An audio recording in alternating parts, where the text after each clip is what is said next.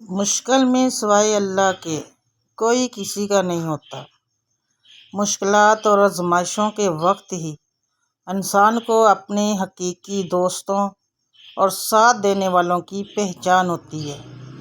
یہ وہ وقت ہوتا ہے جب اللہ عز و جل انسان کو آزماتا ہے تاکہ وہ اپنی طاقت، صبر اور ایمان کو پرکھ سکے۔ مصیبتوں کے ان لمحات میں انسان کو اپنی ذات پر اعتماد رکھنا چاہیے اور اللہ سبحانہ و تعالیٰ پر بھروسہ کرنا چاہیے۔ اللہ تعالیٰ جل جلالہ کبھی بھی اپنے بندے کو تنہا نہیں چھوڑتا، بلکہ ہر آزمائش کے ساتھ کوئی نہ کوئی غیبی مدد فرماتا ہے۔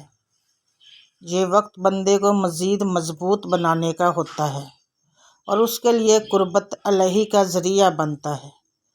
لہٰذا انسان کو ہر حال میں اللہ کا شکر ادا کرنا چاہیے اور اپنے ایمان کو مضبوط رکھنا چاہیے، کیونکہ وہی سب سے بڑا سہارا ہے۔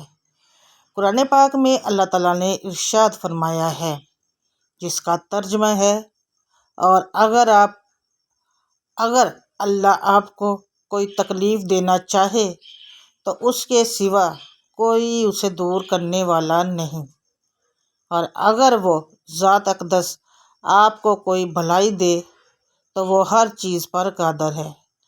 وہ اپنے بندوں پر غالب، کمال، حکمت والا اور ہر چیز کی خبر رکھنے والا ہے۔ سورہ الانعام آیت نمبر 17 اور 18۔ ناظرین کرام، اللہ تعالیٰ ہمیں قرآن کے مطابق زندگی گزارنے کی توفیق دے۔ آمین ثم آمین۔ جزاک اللہ۔